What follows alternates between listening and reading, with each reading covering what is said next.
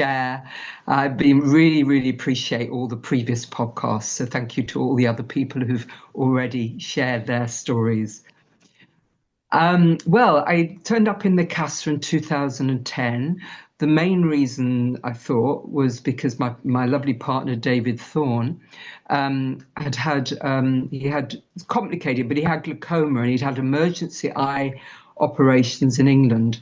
And one of them, they damaged his periphery eyesight. He got his main eyesight back, but he can only see about 10%, kind of the side view. And we'd heard about medium joie because David had already been to the Philippines and had his life saved through a psychic healer there, which is a whole different story, where he heard that somebody was very good with eyes, but he also heard about the kitchen knife and thought, no way am I going to touch someone with a kitchen knife. But what was really amazing for me, I'd had a lot of long-term problems. Basically, I was riddled with terror, fear, anxiety, and it got really played out with my body. I've come from London, and when I met David, which is actually 30 years, August the 20th this year, we're celebrating 30 years together, a big achievement. When I met him, I was kind of burnt out from London, and my whole structure was breaking down, and that was affecting my spine. So fast forward to 2010, David wanted to take me to the Philippines, but I wasn't drawn to go. And it was really difficult for me to sit for any length of time and all the travel. But when I heard about Brazil, it kind of felt right. And my main memory when I arrived was it was the jet lag and the long traveling. And I got in the taxi and I just wanted to close my eyes. And my head said, but this is your first time in Brazil. You want to look out.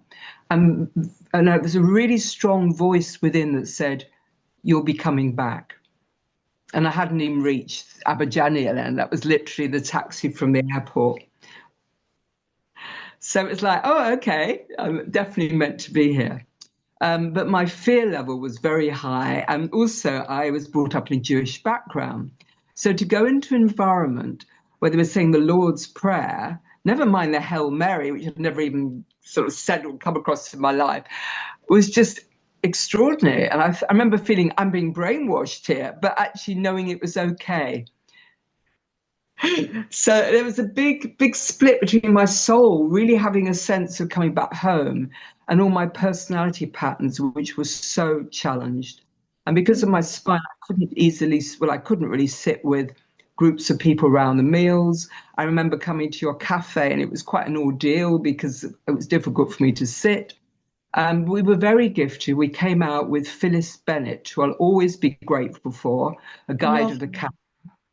And Phyllis was amazing because her reason for being a guide was that she'd been in Abidjan where it was in a wheelchair. Something had gone wrong for her in an operation.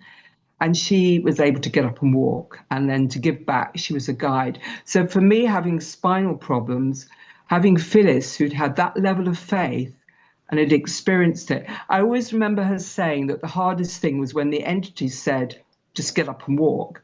And that when your muscles are weak and you've been in a wheelchair for 18 months, how difficult that is. And that's come back to me a lot because I think that my mind has often wanted to take me back when entity are really moving me forward. And I feel like my mind's hijacked a lot of my body's wisdom and my soul's wisdom. So that's kind of work in progress to notice that. And how do I step back and observe and not let my mind run the show? So that's how I ended up there. My memory of that time in 2010, and I'm really glad I went there because things were not only quieter, but it was very basic amenities. And of course, there's no mobile phones, so I certainly didn't have one. And I was given a psychic operation. I think I was given a couple. And I remember, and it was a huge thing for me to be in the room on my own with my mind for 24 hours with no distractions.